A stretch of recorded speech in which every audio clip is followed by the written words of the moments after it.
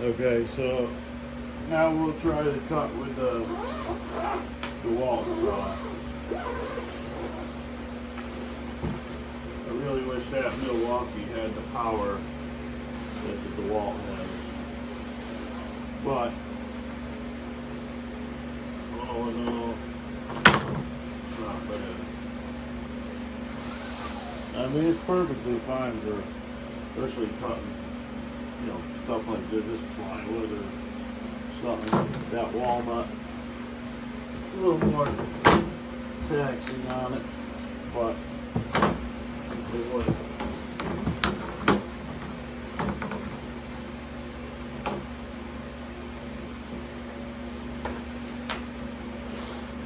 These bags don't come with it. I bought this one off Amazon, and then I bought the Milwaukee bag, which was really kind of expensive for what it is.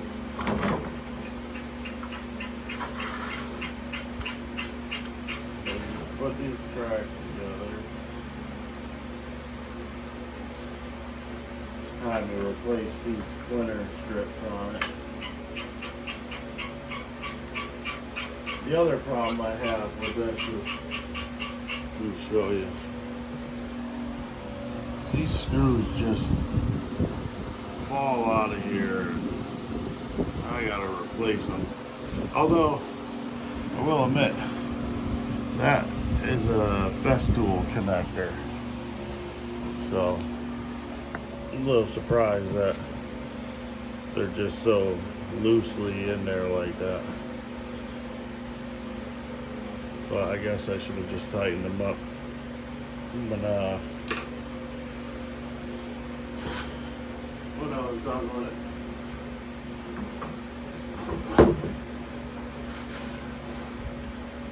And another thing with the Dewalt track, it's definitely more flimsy, but the good thing is you can cut from both sides of this track. You cannot do that with the Milwaukee or the Festool.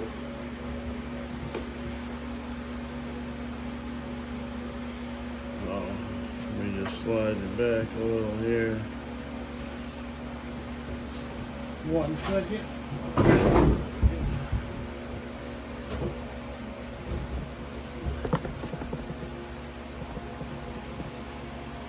Alright. So I'll go ahead and make the cut again. We got adjustments for the RPMs on them.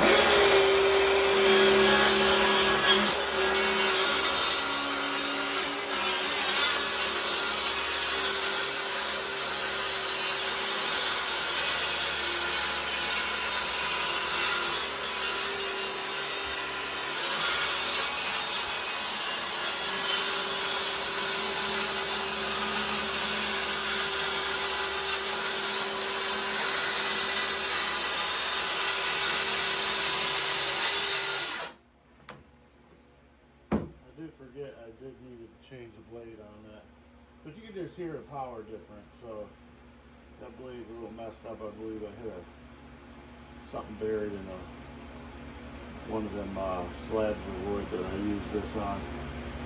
But oh no, it's not bad.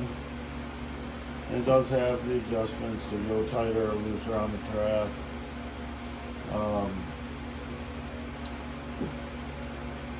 Setting a bevel on this is fairly simple and definitely pretty accurate.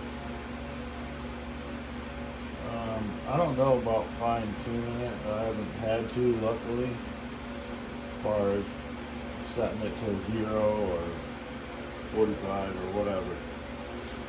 All in all, it's been good, and I've made a zillion cuts with this thing, and definitely happy with it. The only thing I really wish about these saws is that the blades were a little more common, like that you could just go get them at a Lowe's or Home Depot or something, or even like a hardware store or something. But typically I just order them off of Amazon. Now I did see a video where you buy them 6.5 inch ones and you can knock out the center on it, but the problem I had with it was the arbor still ain't right.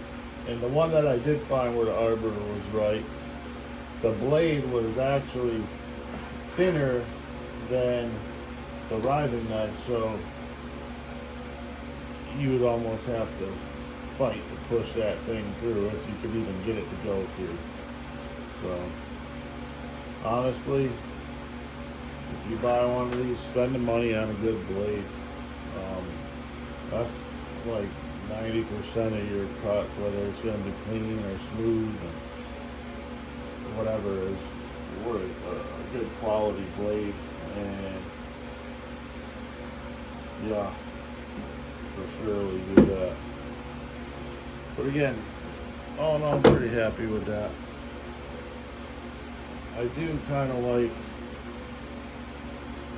how smoother the Milwaukee is, but I do like the power on this. They both have the pros and cons. And really they're both in the same ballpark as far as pricing. By the time you get done buying everything for it, from tracks to whatever, I think I paid like $600, $650 for this with a track and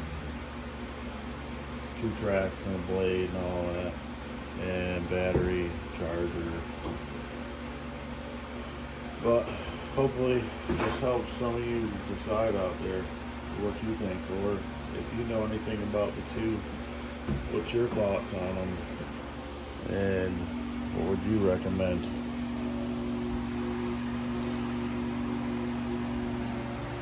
I mean, I do gotta get dust collection set up in here, but the problem is I work all over the place, so I don't have a lot of time in here. So I'm slowly setting up as I transition to strictly going back to just shop stuff.